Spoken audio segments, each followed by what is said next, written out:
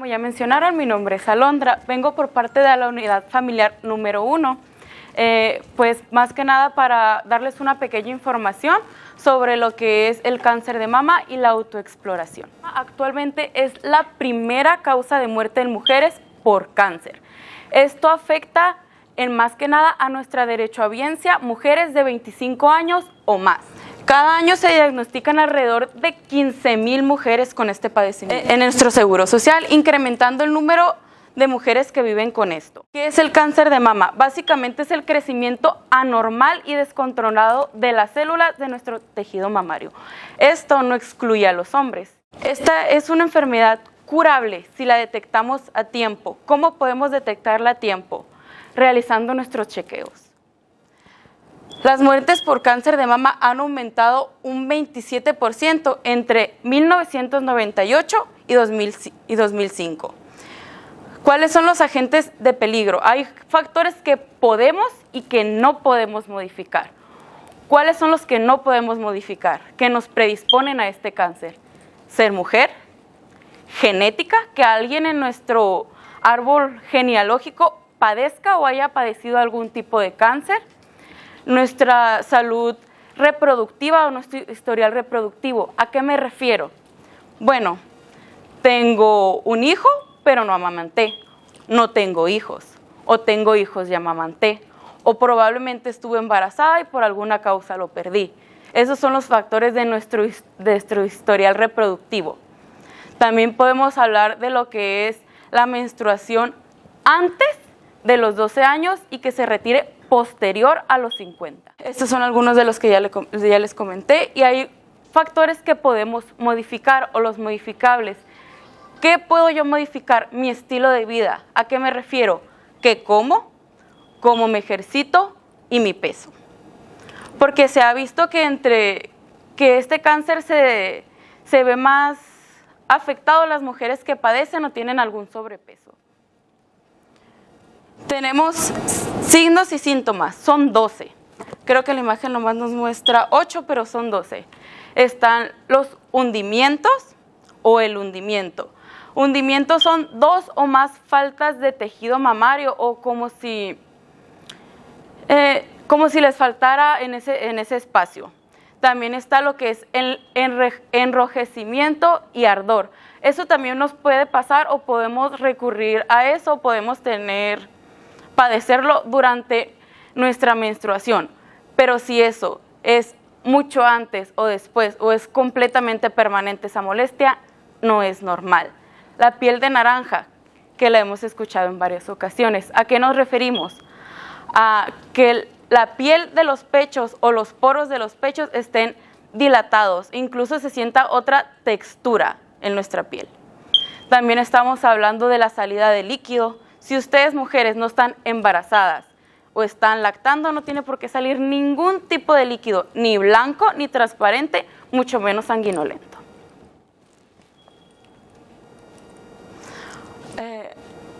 Ok, tenemos el diagnóstico temprano. ¿Cómo lo vamos a realizar? Con el autoexamen periódico. Este se realiza en mujeres a partir de los 20 años. Este es el que ustedes se realizan en casa o que deberían de realizar en casa. Está la exploración clínica de mamas. Esa lo realizamos nosotros, los profesionales de la salud. En la unidad familiar se realiza a partir de los 25 años. Y en lo que va del año se han detectado alrededor de 200 casos sospechosos por este método. También tenemos lo que es la mastografía. Esta se realiza en mujeres a partir de los 40 años, de los 40 a los 69 años. En la unidad, en lo que es el tamizaje de mujeres de 40 a 49 años, en lo que va llevamos alrededor de 1,700 mastografías, de las cuales 80 han resultado de casos sospechosos, ya sea en estadios 3 o 4. También tenemos alrededor del 3,700 en mujeres de 50 años o más, con una sospecha de alrededor de 200 mujeres. Si lo ponemos en cuenta, es bastante riesgo. Todo esto es evitable siempre y cuando realicemos nuestros chequeos. Autoexploración a partir de los 20, examen clínico de mamas a partir de los 25 y mastografía a partir de los 40. También, si tenemos menos de 40 años y notamos alguno de los signos o síntomas del cáncer, o tenemos alguna bolita, algún hundimiento, algo de lo que ya se habló, se puede requerir a otras cosas como ultrasonidos o biopsias. Eso lo determina su médico. Siguiente, por favor. Vamos a hablar de la técnica correcta de la autoexploración. Esto consiste en dos fases: observación y palpación. La observación se divide en tres. El paso 1. Nos vamos a parar frente al espejo con las manos a los lados. De esta manera yo voy a observar en mi espejo forma de mis pechos, cómo está constituido, siempre han sido así, no eran así. Últimamente noto un cambio de textura, noto unas venas más turgentes, noto algo diferente. Más que nada ustedes conocen sus pechos. También uno de los signos de alarma es el pezón invertido, pero muchas mujeres ya lo padecen o lo han tenido toda su vida. Por eso en ellas ya no sería una alarma, pero ustedes tienen que conocer y explorar sus pechos. El primer paso de observación es manos a los costados y me observo. El segundo sería con las manos en la nuca, con los codos ligeramente hacia enfrente. Voy a observar exactamente lo mismo. Tengo que observarlos bien. El tercero son manos en la cintura, como los hombros un poquito hacia adelante, y me agacho un poco. ¿Por qué? Porque son tres formas diferentes, porque eso nos permite ver de diferentes ángulos o de diferentes formas nuestros pechos. A lo mejor en la observación número 1 no detecté nada, pero en la segunda, donde ya tenía los brazos levantados y mi piel está un poco más estirada, ya puedo ver algo diferente. ¿Cómo vamos a realizar la palpación? Vamos a poner nuestra mano detrás de la nuca y con la mano contraria nos exploraríamos el pecho con el dedo índice, medio y anular, porque en teoría son los más sensibles o los que van a ser más fácil de detectar ese tipo de bolitas o alguna normalidad. ¿Cuándo se recomienda hacerlo? En lo personal me parecería mejor que lo hicieran durante el baño, porque el agua y el jabón nos permiten que resbale mejor la mano. De esa manera no se lastimarían sus pechos. ¿Cómo se realiza? Mano en la nuca, con la mano contraria voy a realizar la palpación desde el centro hacia afuera, en forma de barrido, concentrándome principalmente en la zona axilar. ¿Por qué? El 41% de los casos de cáncer de mama se localizan ahí. El 31% es en la zona central, que consiste en pezón y areola. El 18% en el cuadrante superior interno, que es esta área. El 5 y el 6% se dividen entre el cuadrante inferior interno y el cuadrante inferior derecho. Como notamos, la mayor incidencia se encuentra en el cuadrante exterior, es donde tenemos que enfocarnos más. También podremos revisar lo que es axila. Otra cosa que podemos hacer es que desde detrás del cuello, con esos mismos 3 dedos, podemos hacer un barrido desde cuello, clavícula hasta axila. Tenemos cadenas ganglionares. Esas mismas pueden alojar o tener algún tipo de bolita o anormalidad. Esto, mano, 3 dedos, el barrido de adentro hacia afuera. Al final, suavemente, siempre tienen que retraer un poco el pezón y presionar. ¿Por qué? De esa manera me aseguro o verifico que no haya ningún tipo de salida de líquido. Lo siguiente que voy a hacer es repetirlo exactamente en el otro pecho. Esto se debe hacer entre el 7º y 10º día de nuestro ciclo menstrual. Eso es una de las palpaciones, parados. Lo siguiente que podemos hacer es acostados, porque hay mujeres que sus pechos son demasiado prominentes y que probablemente la palpación o la sensibilidad o la manera de poder observar no va a ser igual parada que acostados. Se repetiría exactamente lo mismo, nada más que acostados. Y probablemente sería más fácil para ustedes enrollar alguna toalla o alguna almohada y colocarla detrás del hombro del pecho que van a revisar.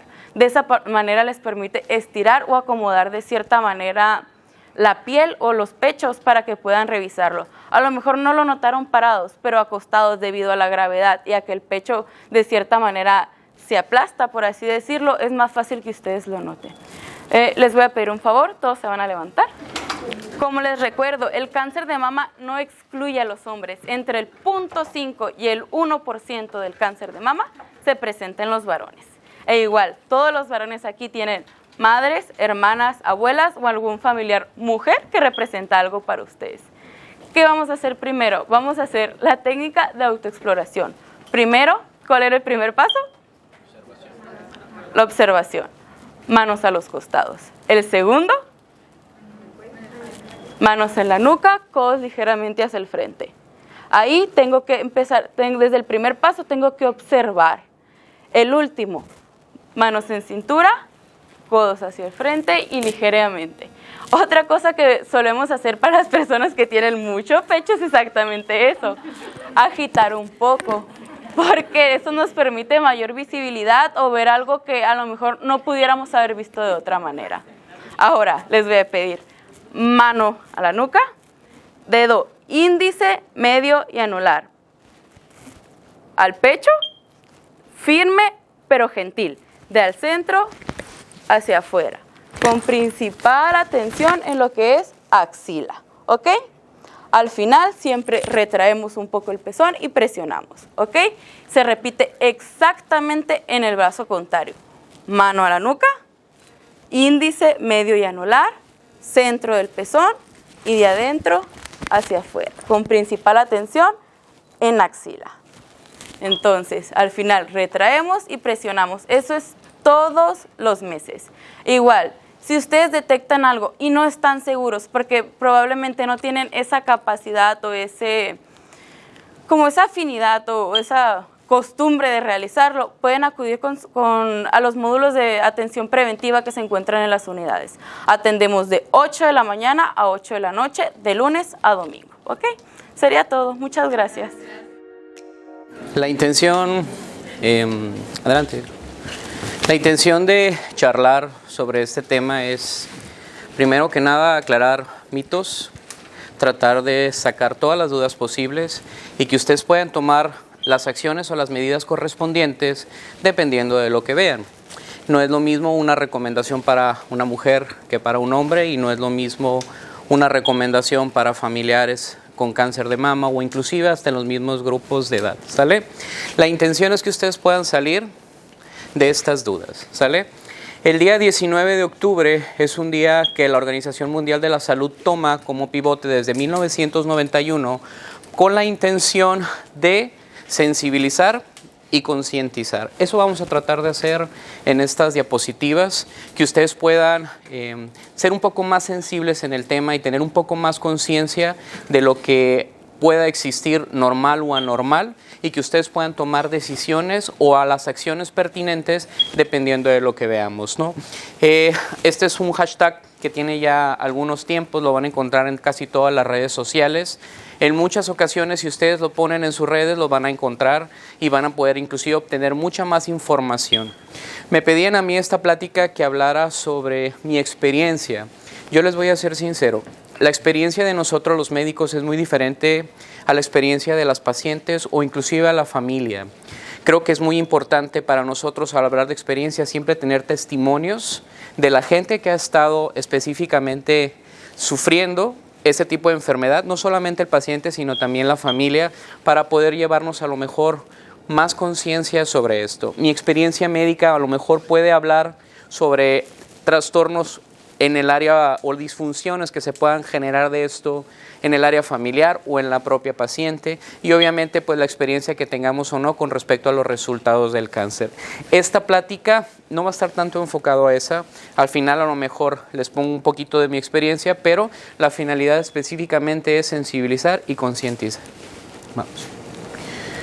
Quiero iniciar primero con algo que ya comentó mi compañera, es una enfermedad que deriva obviamente del tejido mamario, ya sea del conducto de la mama o propiamente del tejido de la mama, en el que las células malignas tienen patrones de crecimiento anormal y desgraciadamente esos patrones de crecimiento anormal invaden e inclusive se pueden salir del sitio donde se originaron y se pueden ir a otro órgano. Los órganos más afectados habitualmente son el hueso, después de la mama, el pulmón, el hígado e inclusive el cerebro, ¿sale? Adelante. Para mí esto es súper importante porque este es el panorama hasta el 2020, de acuerdo a la Organización Mundial de la Salud, en cuanto a incidencia de cáncer. Esto es con base en los dos sexos. Si ustedes se fijan, el cáncer de mama, en cuanto a los nuevos casos, es el primer lugar. ¿Sí? Desplazó a otras enfermedades como el cuello del útero, el pulmón, el colon y el cáncer de próstata, que tenían los primeros lugares en la década de los 90 y en la década de los 80. Estamos en una era actual en la que el cáncer de mama representa muy probablemente el tipo de tumor al que se le debe enfocar más sus estrategias para detección oportuna. Hablar de prevención es un poquito difícil porque no hay manera de prevenirlo. No la hay. No van a poder modificar su herencia, no van a poder modificar ciertos factores que desgraciadamente pueden hacer que se desarrolle el cáncer. Pero vamos a tratar de hacer detecciones oportunas con la finalidad de que el pronóstico sea mejor para las pacientes. ¿A que sí? Con respecto a muerte, el cáncer de mama no es probablemente el número uno, pues hay tumores que son mucho más letales. En primer lugar, en frecuencia, probablemente mucho menos en mortalidad. ¿De qué nos habla esto? De que hay muchas estrategias que podemos utilizar para que los pacientes no mueran. ¿Sale? ¿A que sigue? Este es el nuevo caso. Me enfoco específicamente a las mujeres porque la proporción es de 100 a 1. ¿Sí? 100 mujeres por cada hombre afectado por cáncer de mama. Un afectado no es despreciable. ¿Sí me entienden? Inclusive dentro de mi población de pacientes, tanto de medio institucional como de medio privado, tengo ya alrededor de 5 hombres, la mayoría de 40 años en adelante con cáncer de mama.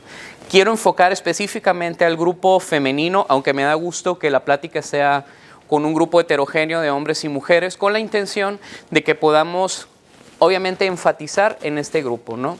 Los nuevos casos en mujeres, el 24%, la cuarta parte de los nuevos cánceres a nivel mundial son por cáncer de mama. ¿Es importante hablar de él? Sí, claro. Estamos prácticamente en un 25% ya de proporción con respecto al resto de los tumores como principal causa de nuevos casos de tumores. ¿Que sí? Si nosotros viéramos con el listón rosa que ustedes traen el cáncer de mama a nivel mundial como principal causa de incidencia en mujeres, prácticamente el planeta ya está tapizado de rosa. Son muy pocos los países donde el cáncer del cuello del útero o inclusive otros tumores como el cáncer de próstata o el cáncer de tiroides son en primer lugar. Si ustedes ven este mapa, a nivel mundial, prácticamente el primer lugar en incidencia es cáncer de mama. ¿Sí? Desplazados totalmente las otras patologías, a lo mejor por estrategias de salud, pero miren el problema en el que estamos ahora. Todo el mapa mundial está en rosa. Y es rosa porque la principal causa de nuevos casos de cáncer es el cáncer de mama. ¿Verdad que sí?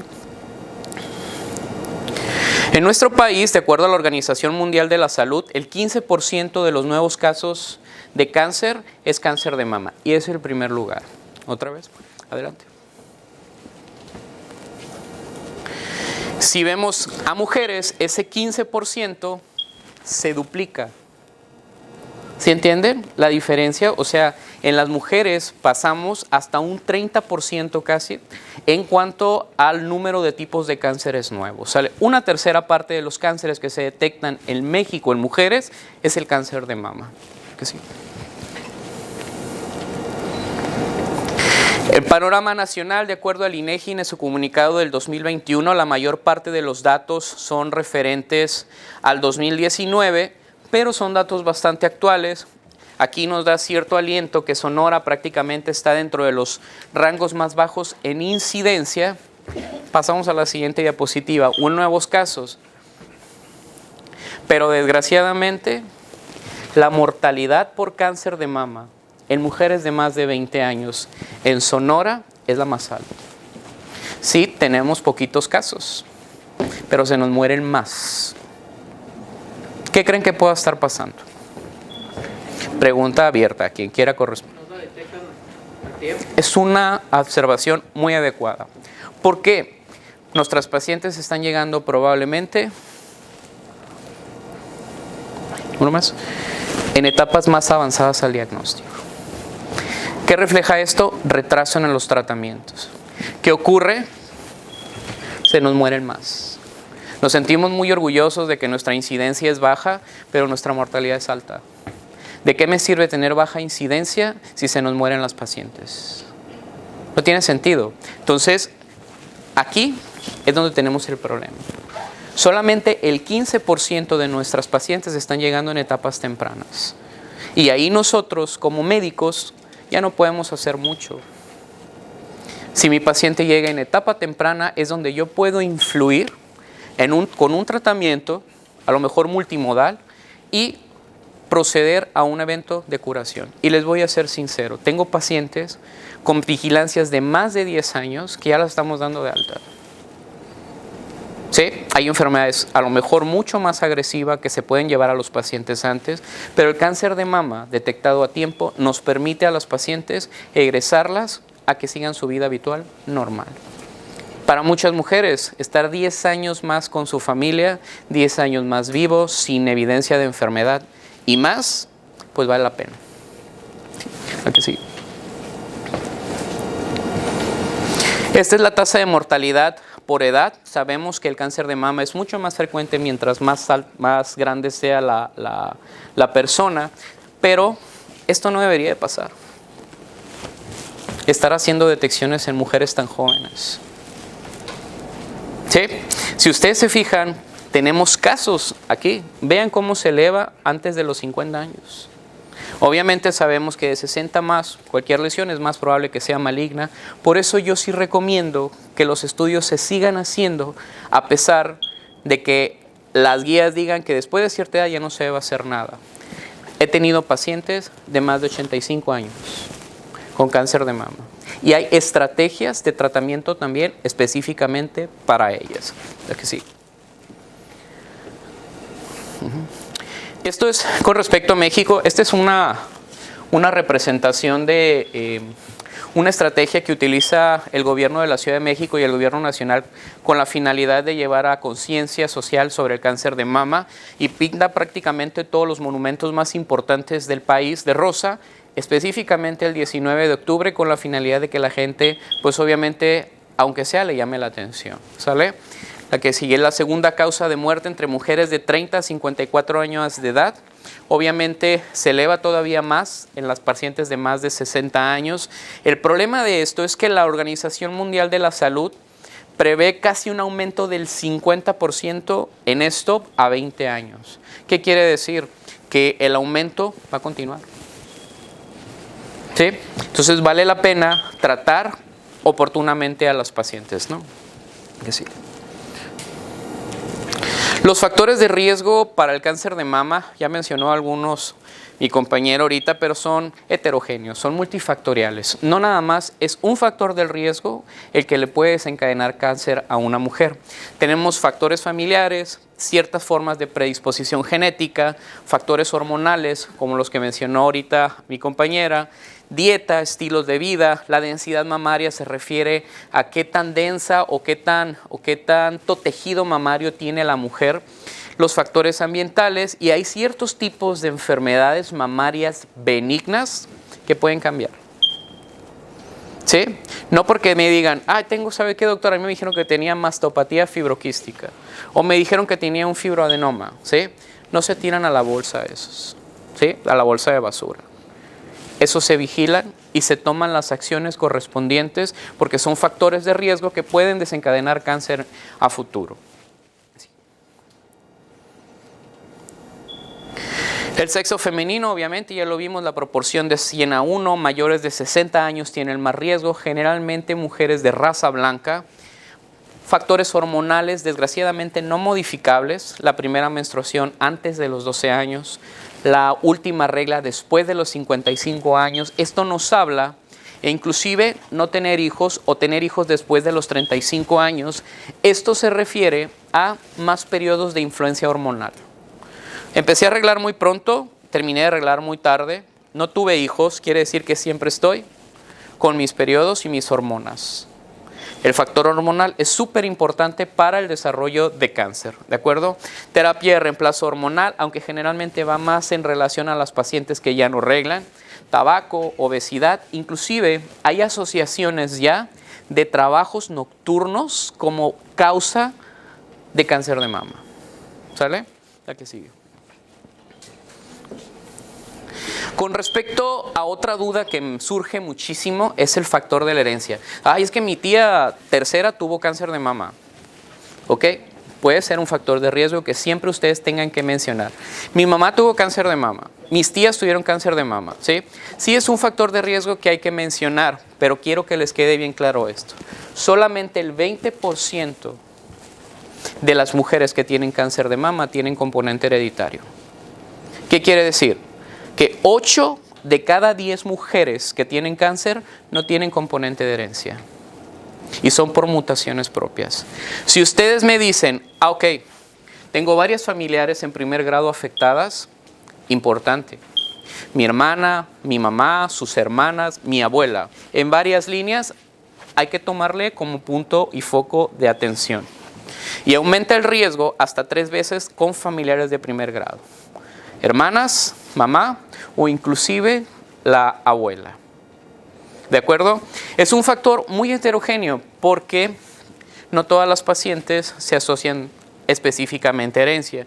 Y hay un montonal de genes conocidos, los más importantes son estos dos de arriba, que se pueden inclusive detectar por vía genética. Si nosotros tenemos pacientes con componente hereditario o familiares asociados a cáncer, y no solamente a cáncer de mama, podemos tener síndromes de cáncer de próstata, cáncer de ovario, cáncer de endometrio e inclusive cáncer de mama que pueden estar circulando en la familia. Entonces, hombres, si ustedes tienen una familiar con cáncer de mama, 2 familiares con cáncer de mama, a lo mejor no van a estar exentos de que no les salga un tumor de próstata. ¿Sí? Hay que estar pendientes de eso también. Lo que sigue. Los signos clínicos ya los mencionó ampliamente la compañera. Nos interesa mucho que ustedes los conozcan, pero les soy sincero, yo quisiera que las pacientes me llegaran sin nada de esto, porque también tenemos cáncer de mama sin síntomas. Si hay posibilidad de hacer detección sin estos síntomas, va a ser mejor. Conózcanlos, estoy de acuerdo, pero no vale la pena detectar a los pacientes cuando están así. ¿Sí? Sí podemos llegar y tener a los pacientes y se les va a brindar atención y apoyo, pero cuando hablamos de este tipo de lesiones, por ejemplo, generalmente hablamos de enfermedad más avanzada. ¿Sí? Me interesan a mí las pacientes asintomáticas. ¿Es más difícil hacer el diagnóstico? Sí, pero yo puedo influir más. ¿Sí? Si identifican uno de estos hallazgos, visiten a su médico. La autoexploración nos va a ayudar todavía a mejorar más la oportunidad de tratamientos. ¿Sí? Pero yo quiero que me lleguen sin esto. Ahí es donde yo puedo impactar más en ustedes. ¿La que sí? Se me ocurrió presentar esta imagen porque siento es como más ilustrativa, pero en general es lo mismo. El bulto interno, los huecos, ¿sí? La secreción por el pezón, el enrojecimiento, asimetrías, que el pezón se hunda, las venas. Es una, le falta una H de eso, pero así está. Y súper ilustrativo. A lo mejor sería mucho más morboso presentar mamas con todos estos síntomas, pero prácticamente con los limones podemos, ¿no? Adelante. El cáncer de mama tiene cura, importantísimo la detección precoz. Cuando el tumor no está extendido, el porcentaje de curación se eleva al 90% o más. ¿Sí? ¿Vale la pena ese porcentaje de curación? Claro que sí. ¿De acuerdo? Cuando el tumor se detecta en estado avanzado, las pacientes en etapa 4 están viviendo de 2 a 4 años máximo. ¿Se puede hacer algo por las pacientes en enfermedades avanzadas? Sí, pero sabemos qué va a pasar. Si ustedes me dicen, me voy a morir en 2 a 4 años, o el 90% de nosotras va a vivir más de 10 años y me van a dar de alta, se los dejo a su consideración.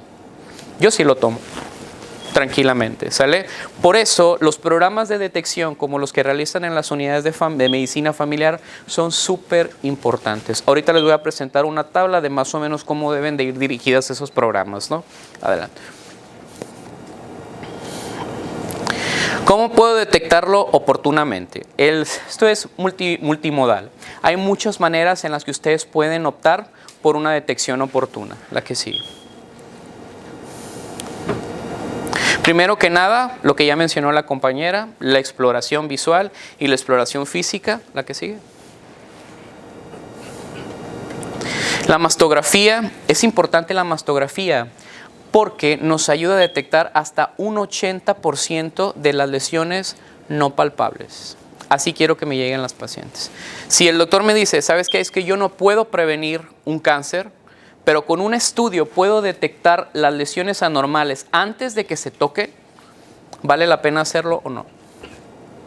Totalmente, ¿sale? ¿A que sí? Tenemos estudios... Adelante, doctor. Que son complementarios, no sustituyen.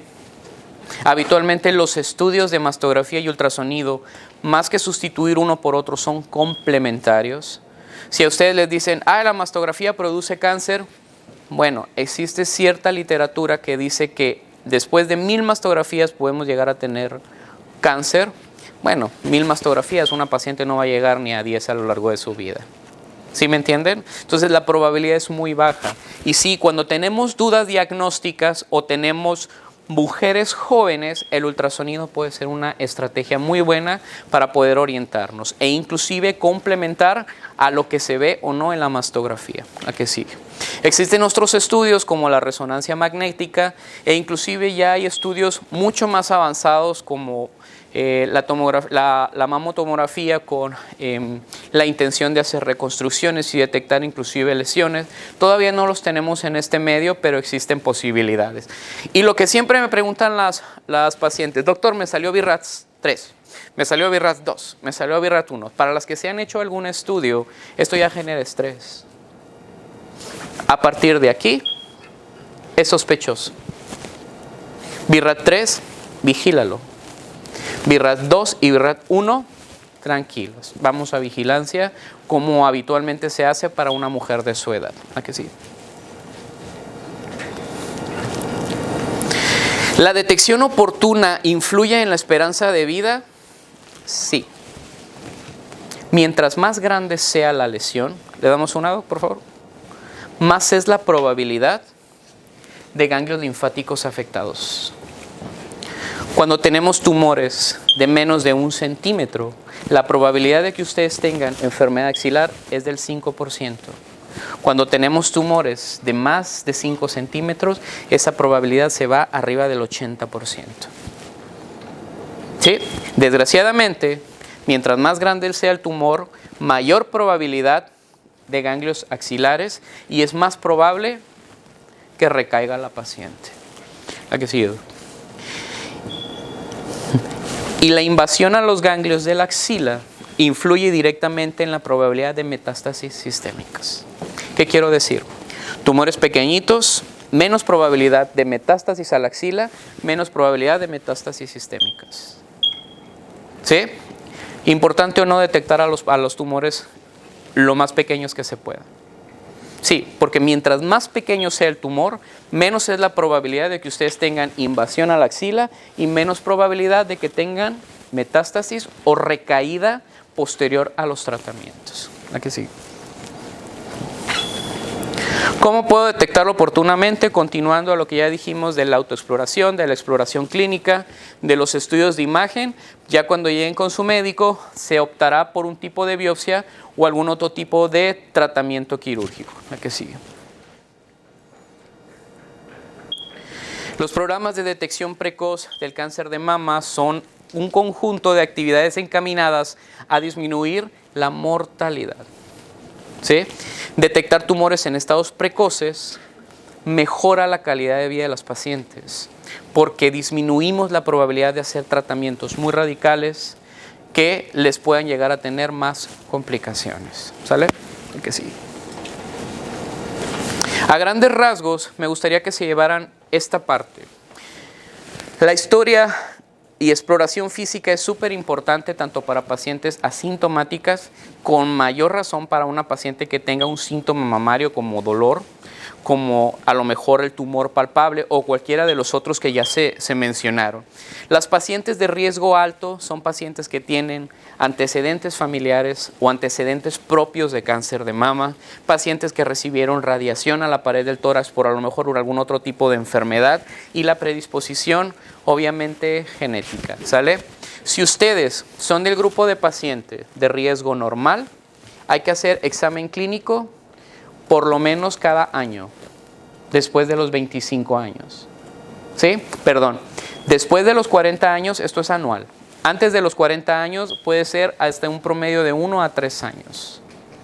Después de los 25. Es conveniente que su médico de elección preferentemente pudiera ser alguien entrenado en el área, como el área de la detección oportuna en las unidades de medicina familiar, pudiera ser alguien entrenado en mama específicamente del área médica, algún ginecólogo, algún oncólogo clínico, algún radiooncólogo o inclusive hasta alguien del área de oncocirugía para poder hacer este tipo de detecciones, ¿sale? Si la paciente tiene síntomas, obviamente dirigir los estudios pertinentes de acuerdo al síntoma. Me interesa que yo creo que la mayoría están en este grupo, la mayoría están en este grupo y la mayoría a lo mejor están aquí. ¿Sí? Examen clínico. Pero si alguna de nuestras pacientes asintomáticas con riesgo normal aumenta la edad, hay que hacer estudios anuales. ¿Sí? Y si alguna de nuestras pacientes de ser asintomática pasa a tener síntomas, hay que cambiar las estrategias. Ahí ya es cuando necesitamos hacer estudios antes de la edad. ¿Sale? La que sigue. ¿Sí? Si nuestra paciente es menor a 30 años, lo más probable es que en el camino de que si tiene algún síntoma esta mujer, el ultrasonido sí sea la mejor estrategia, porque habitualmente la densidad es mucha y la mastografía puede entorpecerse cuando hay mucho tejido mamario. Pero si son mayores de 40 años, la mastografía y el ultrasonido se pueden utilizar.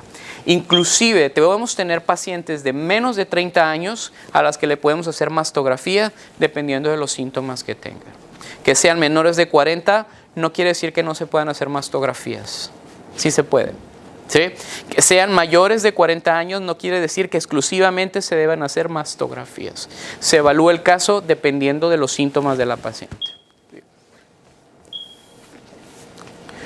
¿Qué tratamientos existen? Esto es muy importante, porque cuando me llega una paciente que me dicen, doctor, sí, salió esto anormal, tengo un cáncer, a la sutanita le hicieron esto, ¿por qué a mí no? A mi hermana le dieron ese tratamiento, ¿por qué a mí no? Yo escuché, doctor, que ayer en la paciente que estaba ahí le estaban dando esta vacuna, ¿por qué a mí no? El tratamiento es individual. La tendencia en cáncer es que el tratamiento sea específico por paciente. No es lo mismo tu vecino, no es lo mismo tu primo, no es lo mismo el que está enseguida o el que está acompañándote en los tratamientos. Los tratamientos que existen son múltiples, puede haber cirugía, la mastectomía, que yo creo que ya muchos lo han escuchado, que consiste en extirpar toda la glándula, cirugía conservadora, en la que se preserva la glándula y se quita el tumor, inclusive y estamos utilizando técnicas oncoplásticas en las que se hace una reconstrucción de la mama afectada y de la mama contralateral con resultados cosméticos similares a los de los cirujanos plásticos. Entonces vale la pena utilizar estos tratamientos y hacer la detección oportuna, porque en muchas ocasiones la cirugía puede ser tratamiento único y que la paciente no requiera nada más. Si la paciente lo requiere, se le dará de manera individual los esquemas de quimioterapia, de radiación y terapias dirigidas específicamente para su beneficio. ¿De acuerdo? ¿Qué sigue? Y esto es, pues más o menos mi experiencia. Llevo 10 años en el área de oncología. Tengo aquí en Obregón 7 años aproximadamente y más de 500 procedimientos quirúrgicos mamarios. Tengo pacientes desde los 14 hasta los 92 años. ¿Sí? Veo patología benigna y maligna. ¿Sí? Puede haber patología benigna que requiera tratamiento para evitar que esto progrese a algo más. ¿Sale? Y hacemos cirugía radical como cirugía de conservación. Esto es lo que hacemos en el área oncológica. Son tratamientos que habitualmente son la primera parte de un tratamiento adicional. En oncología sí, muchos tratamientos ayudan a mejorar la sobrevida de las pacientes, pero cuando las etapas son tempranas, la cirugía resulta el tratamiento más curativo en pacientes con cáncer. ¿Sí? Entonces, quiero que ustedes se lleven, en primer lugar, a nivel mundial. Sí, los factores de riesgo son estos. No todos están muy probablemente encaminados a mí, sino pueden haber factores de riesgo asociados a mí. ¿Sí? Hay tratamientos y el pronóstico es mejor cuando la paciente se detecta en etapa temprana. ¿De acuerdo? Eso es todo. No sé si quieran hacer algún comentario. ¿Dudas? ¿O alguna pregunta? Para que el doctor conteste todas las dudas que tengan. Fíjense que ya tengo 2 pacientes de Constellation. Ah, caray. En sospecha y en vigilancia. Adelante. Una pregunta. Sí. Cuando en la lactancia la palpación sigue siendo el método adecuado. Sí, es adecuado, pero cualquier anomalía que se detecte debe ser investigada. Y los estudios clínicos que te hace pues el ginecólogo o el especialista, igual es la palpación. Puede ser la palpación y siempre va dirigida a lo que se halle, al síntoma que tiene la paciente, y siempre va a ir dirigida a los hallazgos clínicos. No basta a veces la palpación, a veces Quiero hacer hincapié en eso, porque muchos artículos de oncología dicen que la autoexploración no mejora la sobrevida de las pacientes. Sí es cierto, porque la mayor parte de las pacientes que se tocan tienden a detectar lesiones más grandes que una mano entrenada. De acuerdo. Pero a mí me sirve que te toques porque yo prefiero que me llegues con una lesión más pequeña que me llegues con una lesión más grande. ¿Sí me entienden? Okay. Si estás lactando, la mama crece, la mama se inflama habitualmente, pero una anomalía, la mama se puso roja, la mama se siente como una bola, tiene que ser investigada. Tengo muchos pacientes que en el proceso del embarazo se les desarrollan los tumores porque hay una descarga hormonal importante. Tengo varias pacientes que en el proceso de lactancia se han detectado las lesiones, y les voy a ser sincero, las pacientes que se detectan embarazadas o en el proceso de lactancia habitualmente son jóvenes y tienen un pronóstico más malo. Entonces, inmediatamente mi proceso de lactancia me ayuda a protegerme del cáncer de mama. Es un factor ahí heterogéneo. Puede ser que sí, lactar me ayuda a mejorar o a disminuir la posibilidad de que yo tenga un cáncer, pero si en la lactancia o en el embarazo hay algo anormal, hay que investigar. Y se pueden llevar a cabo tratamientos tanto en el embarazo como en la lactancia. ¿Algo más? Doctor, Hola. en su experiencia, viendo el rango de mujer o de edad, ¿verdad?, de las mujeres que le ha tocado trabajar con ellas, es cuestión personal. ¿El hipotiroidismo juvenil pudiera tener algún tipo de relación No. con esto? No, el hipotiroidismo es una enfermedad, obviamente, de la glándula tiroides. No es un factor de riesgo asociado al cáncer, ninguno. No, puedes ser hipotiroidea y tener cáncer, o puedes no serlo y tenerla también. No es un factor de riesgo asociado a cáncer de mama. ¿Alguna otra pregunta? Adelante. Buenas tardes, doctor. Hola. Ahorita comentaba acerca de los pacientes asintomáticos. Ajá. ¿Cuál es el esquema que estos pacientes siguieron para saber que tienen algo? Sí, las recomendaciones ahí están. Tu mujer de más de 40 años o que tienes, tu mujer de 40 años, hay que hacerte estudios, tengas o no tengas síntomas. La recomendación de ustedes, por ejemplo, las pacientes o los pacientes jóvenes, Ajá. no hay asintomáticos pacientes jóvenes. Sí, claro, para eso está la autoexploración. ¿Sí? La autoexploración debe ser llevada a cabo, como lo mencionaba la compañera, casi siempre después de los 20 o 25 años, 7 días después de la regla. Y cualquier síntoma anormal que cambie el proceso de asintomático a asintomático debe ser investigado. Después de los 40 años, lo que se ve es que la proporción de pacientes que tienen cáncer de mama se eleva. Por eso las recomendaciones internacionales dicen que a partir de los 40 años las pacientes tienen que hacer sus chequeos con mayor habitualidad, ¿sale? Puede ser asintomática y tener el nódulo. Muy comúnmente me pasa eso, que me llegan pacientes que no tienen ningún síntoma y se hicieron la mastografía y después de la mastografía o el ultrasonido, no, es que sí, aquí lo tengo, mire doctor, y no lo sentía. ¿Sale? Entonces, después de los 25, la autoexploración, cualquier cambio en los síntomas, acudir al médico y hacer los estudios pertinentes. Después de los 40, anual. Por favor. ¿Alguien más? ¿Otra pregunta? Sí. Cuando habla de la alimentación como factor de riesgo, Sí. ¿se refiere específicamente al sobrepeso? Sí. ¿O hay alimentos? No, me refiero específicamente al sobrepeso. Sí, está muy ahorita muy de moda entre los comentarios que se van pasando rápidamente en que si comes lácteos o comes carne te va a dar cáncer. Sí. A lo mejor por el tratamiento de hormonas en los productos lácteos o en el proceso de los productos de índole vacuno, bovino, lo que sea. Realmente no, va más encaminado al proceso del exceso de peso. La grasa tiene la particularidad de transformar hormonas, tiene cierta capacidad de producir mayor, nosotros decimos aromatización de estrógenos o inclusive más probabilidad de aumentar la cantidad de hormona circulante. No para todas las pacientes es igual. Hay pacientes que los tumores expresan receptores de hormonas y se alimentan obviamente del proceso de hormonas endógenas de la paciente. Y la grasa sí aumenta la probabilidad de esto. Importante tener buen peso para esto. No solamente para el cáncer de mama, para casi todos los tipos de cánceres. Okay.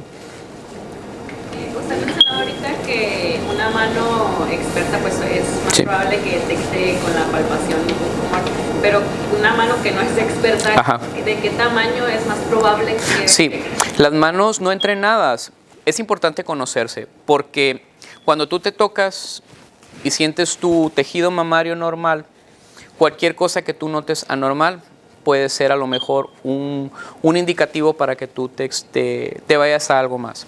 Se supone que una mano no entrenada detecta lesiones de 2 centímetros o mayores. Una mano entrenada puede detectar lesiones hasta de menos de 1 centímetro. El pronóstico para una lesión de menos 1 centímetro se los mencioné ahí. ¿Sí? 5% de probabilidades de metástasis axilares contra las lesiones de 2 a 5 centímetros que se van hasta cerca del 60%. ¿Sí?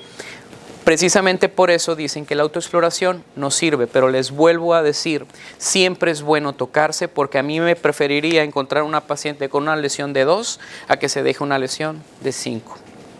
¿De acuerdo? Entonces sí vale la pena la autoexploración totalmente. ¿Algo más? Sí. Cuando estás embarazada, ¿es normal que se pongan como bola? Sí, claro. El proceso de lactancia eso hace. Y el proceso de embarazo eso hace. ¿Sí?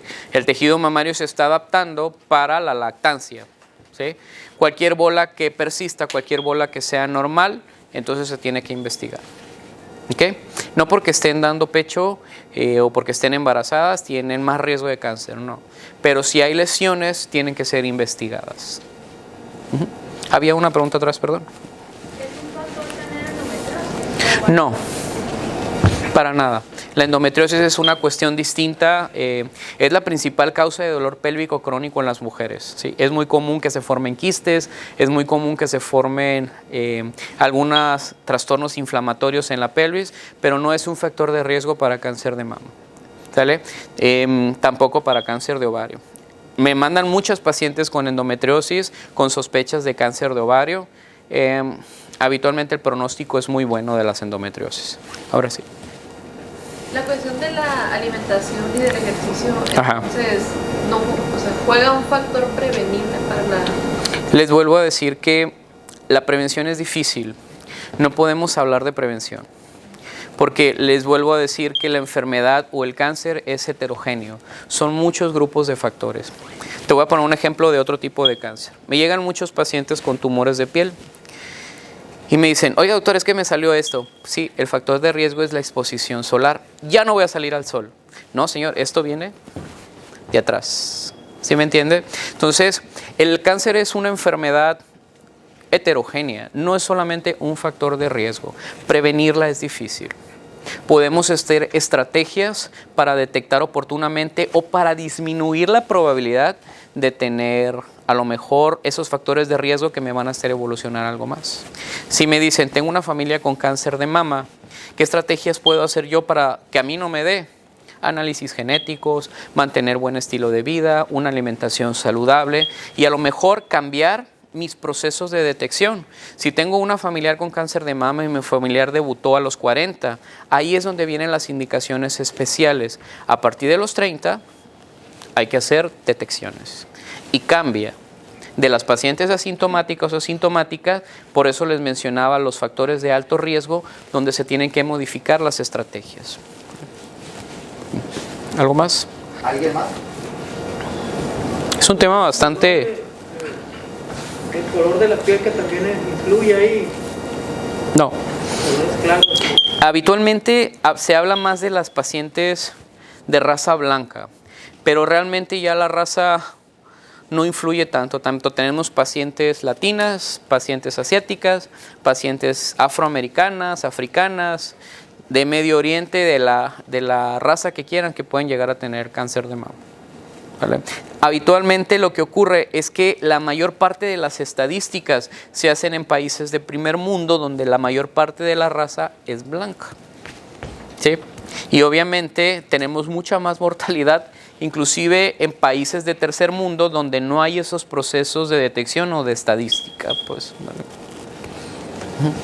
Comentaba ahorita el doctor que 20 años adelante sí. va a haber un incremento en la estadística del 50%. Entonces, como médicos, ¿a qué atribuyen que esté creciendo tanto? Es multifactorial.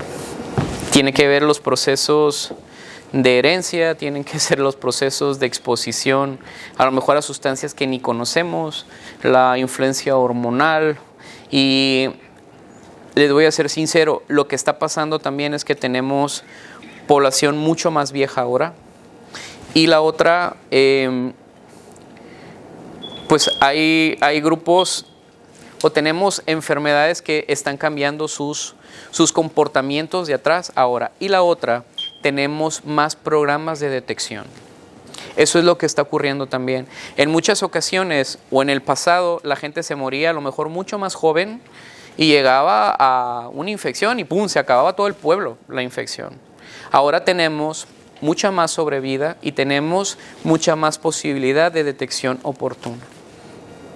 Probablemente eso es lo que ha cambiado también la epidemiología del cáncer. Con respecto al cáncer de pulmón, las estrategias de dejar de fumar han mejorado muchísimo la sobrevida de los pacientes. Y el cáncer de pulmón antes era el primer lugar en todo. Pero si te vas a la década de los 20, 30, el tabaco era la moda. ¿Sí me entiendes? Entonces, han cambiado muchísimas cosas. Por eso digo que esto es heterogéneo, es multifactorial. Y mucho tiene que ver con el envejecimiento de la población, los programas de detección más oportuna. Sale que la gente está más consciente de las enfermedades y que ahora nos morimos de otra cosa. ¿Sí? ¿Algo más? Sí. ¿Alguien más? Yo quiero preguntar si también es un factor el uso de hormonas. Sí, claro. Pero el factor pesa más en las pacientes posmenopáusicas, no en las premenopáusicas. ¿Vale? Después de la menopausia es donde pesa más el factor de uso de hormonas exógenas. Sí son necesarias, porque la verdad nos ayuda a disminuir muchos síntomas propios de la menopausia y complicaciones derivadas de la menopausia, como trastornos de estática pélvica, problemas de vía urinaria, resequedad vaginal y todo ese tipo de situaciones. Pero si está bien indicada, se puede dar. ¿Sí? No quiero decir que si es más de 40 años, más de 50 años ya no tengo menstruación, no debo tomar ninguna hormona. No, sí se puede. ¿Vale? Les vuelvo a decir que sí es el tumor más frecuente, pero no porque tomes una hormona posterior a tu menopausia te va a pasar esto. ¿De acuerdo? ¿Alguna otra duda? ¿Pregunta? Doc, si no tenemos otra pregunta, adelante. Solamente agradecerle estas, señorita, usted también, estos minutos que nos prestó. Gracias.